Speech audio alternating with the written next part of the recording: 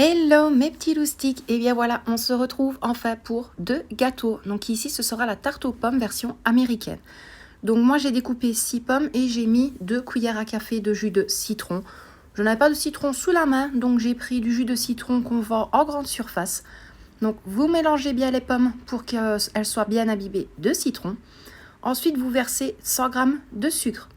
Avec le sucre, vous allez ajouter 50 g de sucre brun ou de la cassonade, c'est exactement la même chose, et également 40 g de farine. Vous mélangez bien le tout pour que tout soit bien, on va dire tout bien incorporé aux pommes, et ensuite vous allez les laisser un petit peu mariner le temps de préparer votre pâte dans votre moule. Et également, j'allais oublier, normalement c'est un quart de cuillère à café de noix de muscade, mais voilà, vous avez vu que je mets vraiment quelques petites poids de noix de muscade. Et puis voilà, vous mélangez bien le tout et je vous laisse regarder le reste en vidéo.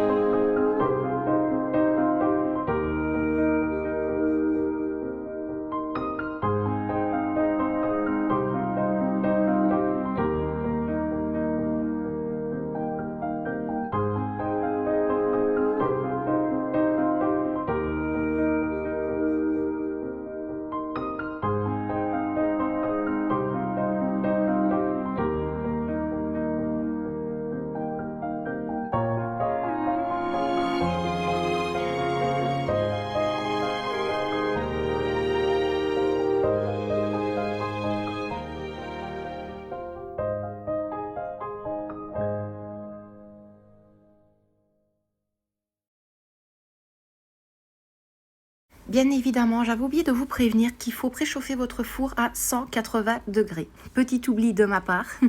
Mais voilà, vous voyez que sur la pâte brisée, j'ai vraiment étalé toutes les pommes. Et ensuite, je viens mettre 30 g de beurre, donc vraiment en tout petits morceaux sur le dessus des pommes. Tout simplement pour que quand ça cuit, ça fait vraiment une super texture en bouche, même au niveau des pommes. Elle compote légèrement avec le beurre et c'est vraiment très très bon. Alors moi par contre, je ne recouvre pas la tarte. Donc comme vous voyez, je mets juste le surplus de la pâte, je la replie en fait sur les pommes. Et voilà, je ne mets pas une deuxième pâte en plus. Et après, je la mets dans le four pendant plus ou moins 35 minutes. Vraiment, c'est en fonction de votre four. Mais il est vrai que moi, je l'ai laissé 35 minutes grand maximum. Alors ici, mes loustiques, je me suis attaquée au deuxième gâteau qui est le gâteau fondant aux poires. Alors comment vous dire que celui-là, il est vraiment excellent. Donc pour cette recette, il vous faudra 2 œufs entiers que vous allez bien fouetter. Donc vraiment, moi j'ai attendu que ce soit mousseux, mais vous allez les fouetter avec 100 g de sucre, tout simplement. Bien sûr, en avant, j'avais déjà préparé donc mes poires, je les avais coupées en 4, mais vous pouvez très bien utiliser des poires dans les conserves, il n'y a aucun problème à ça, le résultat est exactement le même. Donc voilà, à ce niveau-là de la préparation, vous allez ajouter 150 g de farine et un demi-sachet de poudre à lever ou de la levure chimique, bien entendu. Mais il est vrai que la poudre à lever va très bien fonctionner pour que ça tienne tout le gâteau en entier. Alors ici, il vous faudra également 100 ml de lait pour vraiment détendre toute la pâte. Donc vous le voyez, moi je fais vraiment petit à petit pour éviter quand même des grumeaux. On n'est jamais trop sûr. Donc voilà, j'ai vraiment fait petit à petit. Mais je vous laisse regarder tout ça.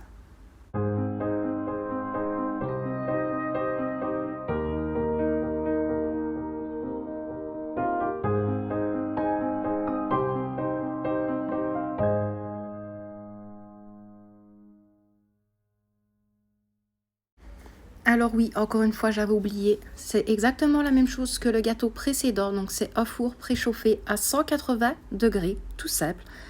Et vous voyez ici que je mets de l'huile, donc de l'huile neutre, à peu près 3 cuillères à soupe. Je trouve que c'est quand même beaucoup mieux que de mettre du beurre, donc c'est pas plus mal. Et par contre, pour les poires, dans la recette, normalement, c'est 4 poires. Honnêtement, c'est parce que j'en avais 4, mais plus il y en a, mieux c'est. Et ici, mon petit plaisir à moi, j'ai rajouté 2 grosses cuillères de poudre d'amande. Ça donne vraiment un petit goût en plus au gâteau qui est vraiment très très très bon.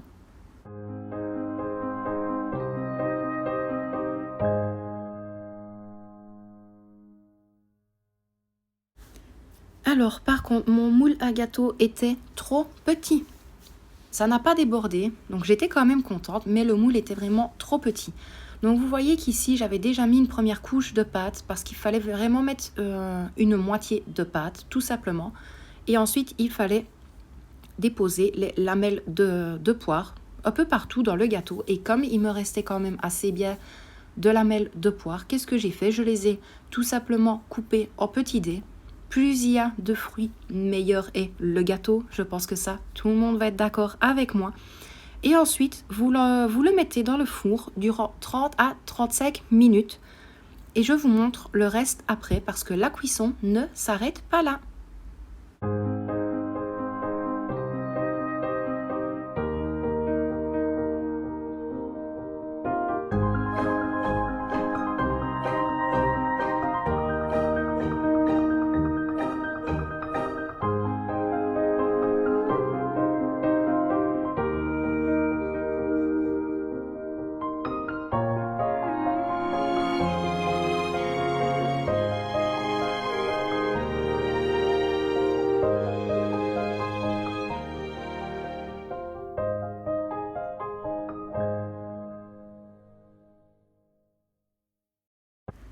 Et donc voilà mes loustiques, le résultat au bout de 30 à 35 minutes de cuisson. Donc bien évidemment, le gâteau n'est pas entièrement cuit, mais il y a une finition pour le gâteau. Donc pour ça, il vous faut un œuf entier que vous allez mélanger avec du sucre, donc à peu près 3 cuillères à soupe de sucre. Et vous allez faire fondre au micro-ondes 80 g de beurre. Et vous allez tout simplement mélanger le tout. Maintenant, si vous avez envie de percer des petits trous sur le gâteau, c'est à votre convenance, bien évidemment. Moi, je l'ai fait pour que tout le gâteau soit très bien imbibé et qu'il soit vraiment extrêmement fondant. Et le résultat, il était vraiment très très fondant. Et ensuite, vous allez le replacer durant 20 à 25 minutes au four et vous allez voir le résultat tout de suite après des 2 gâteaux que j'ai réalisés.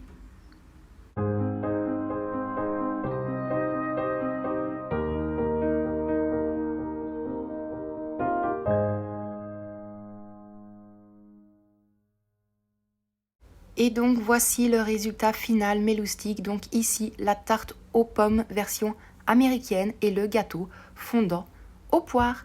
Donc voilà, je vous souhaite un bon appétit mes petits loustiques.